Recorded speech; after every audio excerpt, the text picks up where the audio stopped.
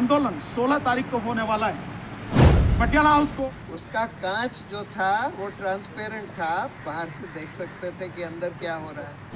2017 paper ballot से ही चुनाव होगा, सीधी बात है। एक अभी तो निवेदन ही कर रहा हूं, एलन मस्क जिसने अब ट्विटर खरीद लिया है, जो अब एक्स के नाम से है, हो सकता है मोदी पे कुछ ज्यादा ही भरोसा है उनको। थोड़ा सा पीछे हो जाना। मैं मानता हूं कि इंडिया बहुत बड़ा बाजार है, यहाँ आ जाओ। लेकिन मोदी की सरकार इस 2024 के बाद रहने वाली नहीं है। ये मैं आपको बता रहा हूं कि 2024 के बाद मोदी सरकार रहने वाली नहीं है। और जब ये सरकार बदलेगी, पीछे आ जाओ। एलन मस्क क्या करेंगे? तो ट्विटर को भी मेरी तरफ से ये बहुत निवेदन है, इन सारी चीजों को समझे और सोशल मीडिया जिस लिए बनाएगा उस जिम्मेदारी को निभाते हुए हर चीज जो पर डाली जा रही है लोगों तक पहुंचने दे, लोगों को देखने दे, ताकि लोग सच्चाई जान सके। और इसी सच्चाई को मजबूती से उजागर करने वाले हमारे बीच में एक बहुत जुझारू साथी हैं, सुप्रीम कोर्ट के एडवोकेट हैं, आदरणीय श्री बलराज मलिक साहब हमारे बीच में हैं। आप देख रहे हैं, आप लोग लगातार उनको सुप्रीम कोर्ट में कवर करते हैं। मैं चाहूंगा कि वो भी इस बात यहाँ हमारे इसको प्रेस को इस समय संबोधित करें। सर बैठ जाओ। इधर आओ, इधर आओ। सर उधर बैठ। साथियों, अभी तक जितने विचार ज़्यादातर देश में उठ रहे हैं, इवन पॉलिटिकल पार्टीज भी जो उठा रही हैं, वो रिक्वेस्टिंग मोड में हैं। ये शासन में होता है रिक्वेस्टिंग मोड, लोकतंत्र में जनता हुक्म सुनाती है, रिक्वेस्टिंग मोड नहीं होता। सबसे पहले तो इस बात को समझना होगा। और ये सरकार किसी मोदी की नहीं है, किसी XYZ की नहीं है, ये देश की सरकार है। और देश की सरकार को देश के लोगों के हिसाब से चलना होता है। जो भी उसमें टांग अड़ाएगा उसका इलाज देश की जनता को करना होता है। देश के पास ये लगातार राइट है, न केवल इलेक्शन में, लगातार 5 साल ये राइट बरकरार रहता है। वोट दे के घर बैठ जाएं, चुपचाप देखते रहें बदमाशियों को, ऐसा लोकतंत्र में ना अपेक्षित है, ना हो सकता, ना होता है। रही बात इलेक्शन कमीशन की, इलेक्शन कमीशन एक माध्यम है देश के लोगों के लिए, एक संस्था है जिसका काम है फ्री एंड फेयर और ट्रांसपेरेंट इलेक्शन कराना। अगर वो इस बात की जिम्मेवारी नहीं देता, जब सरकार निरंकुश हो जाए, संसद बंधक बन जाए, यानी पार्लियामेंटेरियन एंटी डिफेक्शन लॉ की वजह से बोल ना पाए और वो सारे के सारे गुलाम बना लिए जाएं।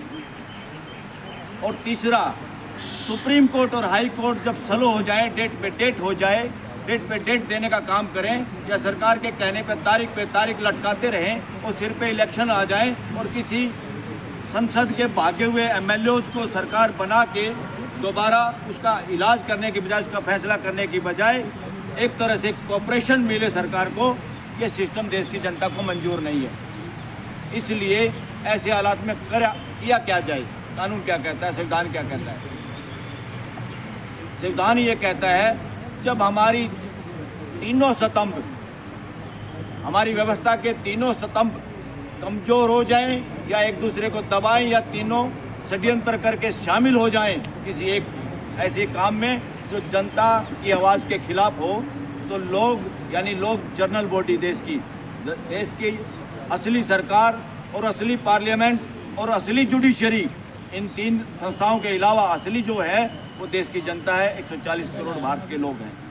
अगर वो जो चाहते हैं उनके अनुरूप कोई काम नहीं करती सरकार, पार्लियामेंट उनके अनुरूप कानून नहीं बनाती, संस्थाएं जो संवैधानिक संस्थाएं काम नहीं करती, चाहे वो हाई कोर्ट हो चाहे सुप्रीम कोर्ट भी हो, तो देश की जनता के पास वो सारे अख्तियार हमेशा रहते हैं, 24 घंटे, पूरे हफ्ते, 365 दिन और पूरे 5 साल।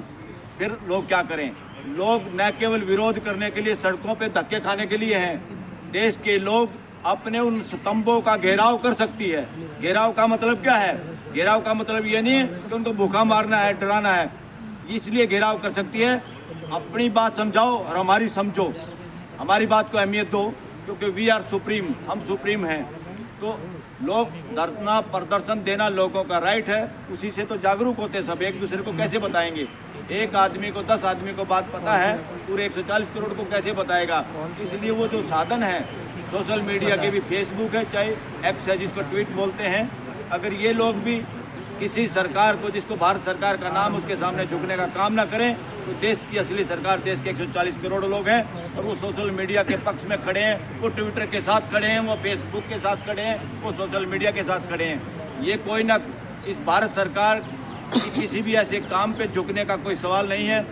भारत सरकार बदलती रहती है, हम अपने नुमाइंदे बदलते रहते हैं। आज कोई और है, कल कोई और आ जाएगा। ये देश की जनता वही है और ये देश की जनता लगातार जागरूक रह के अपने इस काम को कराएगी।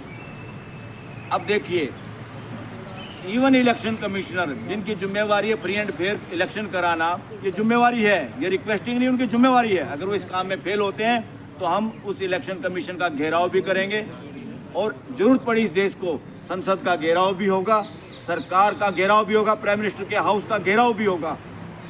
अब प्राइम मिनिस्टर कोई भी हो सकता है, मोदी हो, कोई और भी हो, सीएम कोई भी हो सकता है, नामों में कुछ नहीं रखा। ये किसी के बाप की सरकार नहीं है, ये देश की जनता की सरकार है।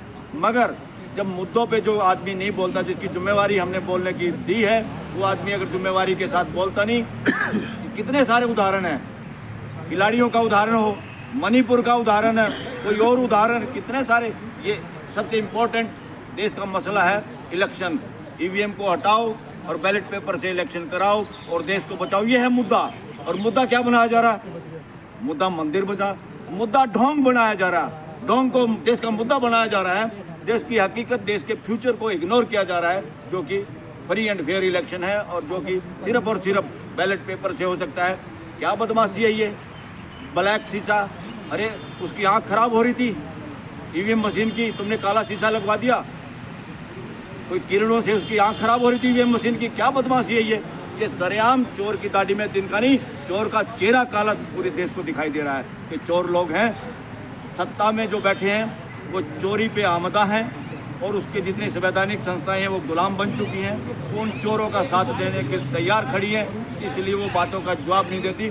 बातों का जवाब सरकार का मुखिया नहीं देता, इलेक्शन कमीशन की कायम में वो जवाब देगा। तो ऐसी नपुंसकता के दौरान जनता को स्वयं खड़ा होना होगा। और ये वीवीपैट, ये जो पॉलिटिकल पार्टियां जो बात कर रही है ना, ये भी रिक्वेस्टिंग मोड में कर रही हैं, ऐसे हो जाए, वो गिनती हो जाए, फलाना हो जाए। ये इलेक्शन कमीशन कौन होता है ये बताने वाला? 2 दिन लगेंगे, अरे चाहे 2 महीने लग जाओ, हमें ट्रांसपेरेंट इलेक्शन चाहिए। और जिस आदमी को वोट दें, जिस सरकार को लोग बनाना चाहें, अगर वही नहीं बनेगी तो इतना बड़ा धोखा देश के साथ कैसे बर्दाश्त करेंगे? ये बर्दाश्त से बाहर है। और पॉलिटिकल पार्टियों की बपौती नहीं है ये देश। ये और सुन ले सारी पॉलिटिकल पार्टियाँ, पॉलिटिकल पार्टियों को भी अपना वजूद अगर बचाना है तो देश के लोगों के इशारे के साथ काम करना होगा, चलना होगा। इसलिए मैं इस प्रेस कॉन्फ्रेंस में ओपनली ये कहना चाहता हूँ, 16 तारीख का जो मार्च है पटियाला हाउस कोर्ट से सुप्रीम कोर्ट में, उसमें बहुत सारे सब वकील हिस्सा लेंगे। और इसके साथ साथ एक और काम इस देश के वकील करेंगे, एडवोकेट फॉर चेंज एक प्रोग्राम होगा, आप लोगों को डेट बता दी जाएगी। और दूसरा क्या होगा, सुप्रीम कोर्ट के सामने इस देश के वकील प्ले कार्ड लेके प्रदर्शन करेंगे। क्या प्रदर्शन करेंगे?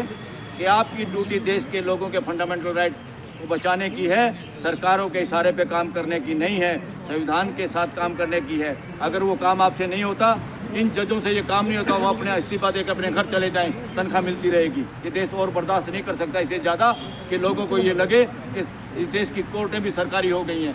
ये बर्दाश्त से बाहर है और ये देश की जनता सहन नहीं करेगी और देश के एडवोकेट भी इस बात को सहन नहीं करेंगे। धन्यवाद।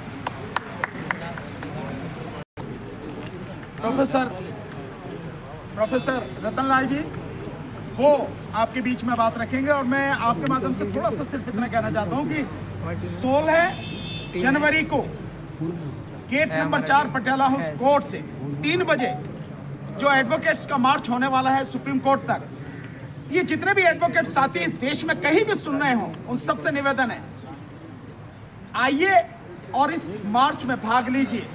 ये सबकी लड़ाई है, वकीलों की जिम्मेदारी सबसे ज्यादा है।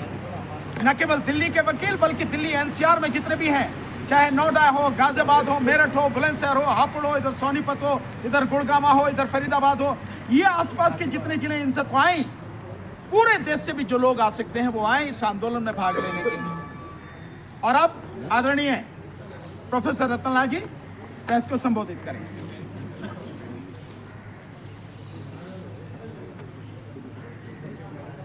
हमारे जितने साथी हैं मीडिया, असली मीडिया, ये जो हमने मिस्ड कॉल का एक नंबर कल जारी किया था, उसको जरूर थंबनेल में लगाएं, जिया जी के पास हम टाइटल में लगाएं ताकि लोग समझ सके कि आखिर किस नंबर पे मुझे मिस्ड कॉल देना है। नंबर फिर एक बार पहले रिपीट कर दूँगा, 9966 77 22 062। I repeat 966 77 22 062। ये नंबर है जो साथी बैन ईवीएम आंदोलन के समर्थन में, ईवीएम के इस्तेमाल के विरोध में वो आए और इस पर मिस्ड कॉल दें। इससे हमें जनता का नब्ज भी पता लगा है कितने लोग ईवीएम के खिलाफ आंदोलन करना चाहते हैं। काफ़ी कुछ हो चुका है, प्रशांत जी बोल चुके हैं, महमूद साहब बोल चुके हैं, काफ़ी कुछ लोग बोल चुके हैं। मुझे सिर्फ एक दो बात कहनी है कि कल भी मैंने कहा था कि ये डू और डाई है। अगर ईवीएम से चुनाव हुआ तो समझिए कि जितने इंस्टीट्यूशंस हैं, जितने डेमोक्रेटिक इंस्टीट्यूशंस हैं, जितने राइट्स मिले हैं कॉन्स्टिट्यूशन से, वो सारे खत्म हो जाएंगे। अन्ना का जो आंदोलन था वो काउंटर रेवोल्यूशन था, काउंटर रेवोल्यूशन था, और उस आंदोलन से जो निकला वो हम सब देख रहे हैं। इसलिए हमें सच्चे अर्थ में वो एक रेवोल्यूशन करना है। रेवोल्यूशन कैसे? बैलेट पेपर से करना है। हमें वो रेवोल्यूशन करना है, जानबूझ के रूलिंग एलिट से वैसे मशीन का इस्तेमाल किया ताकि इससे हेरा फेरी की जा सके। ये समझिए एक तरह से आज़ादी, ईवीएम से आज़ादी की लड़ाई है, और ये पूरे देश भर में जन आंदोलन के रूप में तब्दील हो रहा है, पूरे देश भर में मैं कह रहा हूँ। और इसलिए कल जिन स्टेट्स का अपने ऑफिस में घोषणा किया है, सारे साथियों से अपील है कि अपने अपने स्टेट हेडक्वार्टर में पहले अपने स्टेट हेडक्वार्टर में कमेटी बनाएं, और इसी तरह का प्रेस कॉन्फ्रेंस हर स्टेट हेडक्वार्टर में पहले हो, उसके बाद जिले वाइज कमेटी बनाएं। क्योंकि ये लड़ाई ऐसी है कि जब तक ये जन आंदोलन नहीं होगा, जब जन आंदोलन होगा पॉलिटिकल पार्टीज फिर अपना आने लगती है।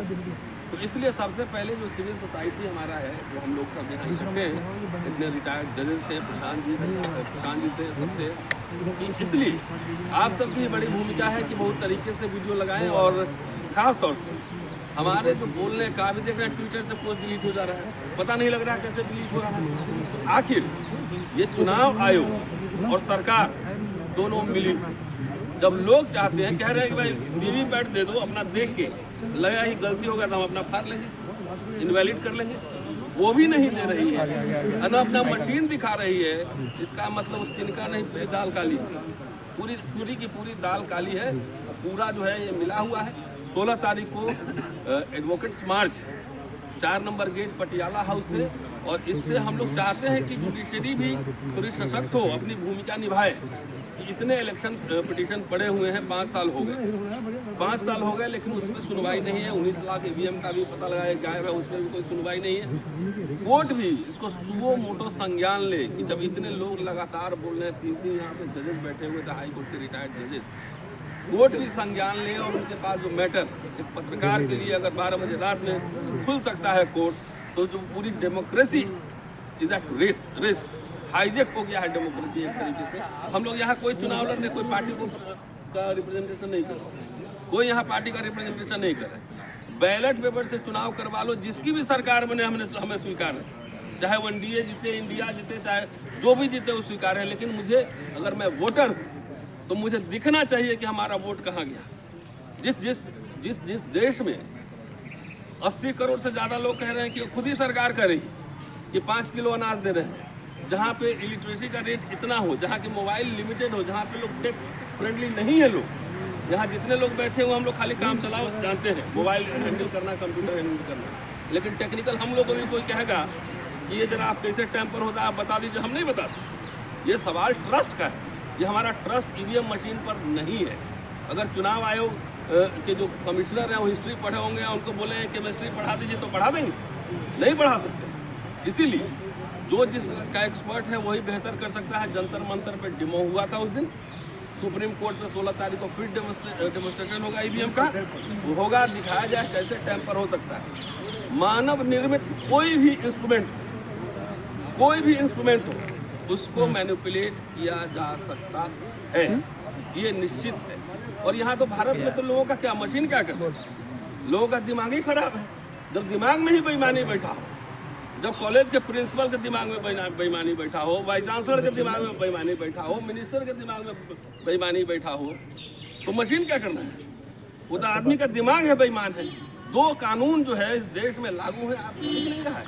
लड़कियां वहाँ बैठी हुई हैं और तब भी कॉन्फिडेंस है कि हम 400 पार कर लें। कहाँ से 400 पार कर लें? कल कहाँ गए, मध्य प्रदेश का हमने वो दिखाया भी था कि एक बीजेपी का सपोर्टर रिजल्ट निकलने से 3 दिन पहले कह रहा है कि बीजेपी के कैंडिडेट को आएगा 93,000 और कांग्रेस के कैंडिडेट को आएगा 77,000। तो उसको क्या इलेक्ट्रॉनिक मशीन जो है रात में सपना दिया कि जो कह रहा है एग्जैक्ट वही आ रहा है। तो साथियों, मिला जुला के अब इसमें से जितने लोग हम लोग बैठे हुए हैं, सब लोग सिविल सोसाइटी के लोग हैं, कोई पीछे नहीं हटेगा। समय कम है, चुनाव आने वाला है। आज जैसा कि सुरैया साहब ने बताया कि राहुल गांधी से इस मुद्दे पे मुलाकात भी, पॉलिटिकल पार्टी अपना काम करें, वो अपने मैनिफेस्टो में भी डालें ये बात, और इसके लिए जो सिविल सोसाइटी का आंदोलन है उसको सपोर्ट भी। अगर जिनको सरकार उन्हें बनानी है, सरकार इसमें से किसी को नहीं बनानी है। हम लोग के ये वकील साहब हैं, मैं पढ़ाता हूँ, बाकी प्रोफेशनल्स यहाँ पे हैं, इसलिए सबसे अपील है, इवन पॉलिटिकल पार्टी से भी अपील है कि जो ईवीएम के खिलाफ है अपने कार्यकर्ताओं को बोले, इस नंबर पे मिस्ड कॉल करें और जो भी आंदोलन हो डेमोक्रेटिक तरीके से, कॉन्स्टिट्यूशन के हिसाब से, उस आंदोलन में अपनी संख्या जरूर बढ़ाएं। शुक्रिया। हमारे बीच में हमारे एक साथी और बोलेंगे, उसके बाद में ये प्रेस कॉन्फ्रेंस जो नंबर अभी आदरणीय प्रोफेसर रतनलाल सर ने बताया है, जो हमने कल बताया था 9667722062 आपके सामने है। मैंने इसीलिए सामने रख दिया है भाई, किसी को भ्रम हो, कोई देखना चाहे, मैंने इसीलिए सामने रख दिया है। लगातार आप इसे रिकॉर्ड कर सकते हैं, देख सकते हैं। ये एक पल के लिए भी बंद नहीं है, एक पल के लिए भी। लगातार इस फोन पर मिस कॉल आ रही हैं। आप इसका अंदाजा लगा लीजिए कि देश में किस तरह से ये मसला लोगों के दिलो दिमाग में छा चुका है, घर कर चुका है। लोग क्या चाहते हैं, किस कदर बदलाव चाहते हैं, ईवीएम से छुटकारा चाहते हैं और बैलेट पेपर से ही चुनाव इस बार कराएंगे। ये जनता का फैसला है साथियों। और मैं एक चीज और कहना चाहता हूं, सरकार जिस तरह से ट्विटर या और संस्थाओं को कह के ये ट्वीट हटवा रही है, वीडियोस हटवा रही है, और इलेक्शन कमीशन जिस तरह की धमकी दे रहा है, इलेक्शन कमीशन को ये पता होनी चाहिए कि यहाँ सारे के सारे लोग ये कानून के जानकार लोग हैं। तो जनता को डराने की कोशिश न करे, और जनता में किसी को भी डरने की जरूरत नहीं है, किसी को भी, नीचे से लेकर ऊपर तक। न केवल इलेक्शन कमीशन बल्कि सरकार भी इस जनता के किसी व्यक्ति का बाल भी बांका नहीं कर सकती। हम किसी व्यक्ति का बाल भी बांका होने नहीं देंगे किसी भी कीमत पर। यह एहसास जनता को भी होना चाहिए, और यह एहसास शासन प्रशासन में बैठे हुए लोग, जो सरकार को और इलेक्शन कमीशन को भी होना चाहिए। ये गीदड़ भभकी हम लोगों को देने की जरूरत नहीं है। बेहतर होगा अगर उसे अपनी विश्वसनीयता कायम करनी है, अगर उसका ईमान कहीं किसी कोने में बचा रह गया है जिस पर सरकार की काली छाया नहीं पड़ी है, तो अपने आप को संभाले और इस देश के संविधान और देश की जनता के प्रति अपनी जिम्मेदारी निभाए। और इलेक्शन कमीशन इस देश में 2024 का लोकसभा चुनाव ईवीएम को हटा के केवल और केवल बैलेट पेपर से करवाए और पूरी तरह से स्वतंत्र, निष्पक्ष और पारदर्शी चुनाव करवाए। लोकल पुलिस को वहां से बाहर रखा जाए, पोलिंग स्टेशन से लोकल पुलिस को। और जैसे टीएन शेषन साहब और उनके बाद में लिंगदो साहब ने जो चुनाव कराया था कि जो भी सेंसिटिव इलाके थे, light machine gun polling station के ऊपर पैरामिलिट्री फोर्सेस को लगा के वहां पे सुरक्षा की गई थी। हर बूथ पर पैरामिलिट्री फोर्सेस का आदमी था, हर बूथ पर। और चुनाव केवल इतनी सी बात नहीं है, चुनाव केवल और केवल पूरे देश में एक ही दिन में कराया जाए, एक ही दिन में। ऐसा नहीं है कि इस चुनाव को आप जो प्रक्रिया पहले करी कि 7 फेज में, 8 फेज में, 2 महीने 8 दिन तक जो चुनाव चला 2019 का, ये नहीं। क्योंकि बेईमानी के ये सारे तरीके हैं कि बेईमानी कैसे की जा सकती है। एक ही दिन में चुनाव कराए। भारत के पास में ना तो पैसे की कमी है, ना भारत के पास किसी भी तरह की संसाधन की कमी है, लोगों की कमी नहीं है, किसी भी तरह से चुनाव कराने के लिए किसी चीज की कमी नहीं है। एक दिन में कराया। दूसरा, जैसे ही चुनाव खत्म हो उसके तुरंत बाद 4-5 घंटे बाद ही काउंटिंग स्टार्ट की जाए, किसी का वेट करने की जरूरत नहीं, ताकि बेईमानी की जो भी रास्ते हो सकते हैं वो तमाम रास्ते बंद किए जाए। और हमने जो मैनिफेस्टो हम दे रहे हैं, जो ज्ञापन हम दे रहे हैं राष्ट्रपति को, उस ज्ञापन में बाकायदे लिखा है जितने भी पोलिंग बूथ हो, पोलिंग स्टेशन हो, सबकी सीसीटीवी कैमरा लगा के पूरी वीडियोग्राफी कराई जाए। सीसीटीवी कैमरा लगा के पूरी तरह से, केवल उतना पोर्शन जहां वोट गलती है कि वो वोट किसी को ना दिखे क्योंकि गुप्त मतदान है, उसको सिर्फ उसको बचा के, बाकी पूरे में कहीं कोई किसी तरह की गड़बड़ी हो सीसीटीवी कैमरे में कवर हो, ये भी इलेक्शन कमीशन को करना पड़ेगा। इलेक्शन कमीशन कहेगा पैसे की कोई इस देश में कमी नहीं है। जब इस देश का प्रधानमंत्री पिछले 4 साल में अपने प्रचार के लिए 5 लाख करोड़ रुपए खर्च कर सकता है, 5 लाख करोड़ रुपए, हर जगह जहां देखो देश में केवल उसी का फोटो चस्पा दिखता है। तो पैसे इसमें अगर 10-20 हजार करोड़ लग जाए तो कोई दिक्कत नहीं। भारत का लोकतंत्र अगर लाख करोड़ रुपए लगा के भी बच जाए तो भी बहुत सस्ता है, इसमें कहीं कोई किसी चीज की कोई कमी नहीं होनी चाहिए। तो चुनाव पूरी तरह से ये करा जाए और उसके बाद जो वोटर लिस्ट में गड़बड़ी है, वो वोटर लिस्ट की गड़बड़ी मैं सबूत सहित आपको दिखाऊंगा सारी चीजें। 24 को जो मैंने कहा है, वोटर लिस्ट पूरी तरह से करेक्ट की जाए क्योंकि यही महीना है जनवरी का। और जैसा हमारे साथी महमूद पराचा जी ने बताया कि फॉर्म 6 भर के जिन लोगों की वोटें कटी हुई हैं, ये मेरा मतदाताओं से, जो वोटर हैं, जनता है, उनसे अपील है, देखें वोटर लिस्ट में उनका नाम है या नहीं है।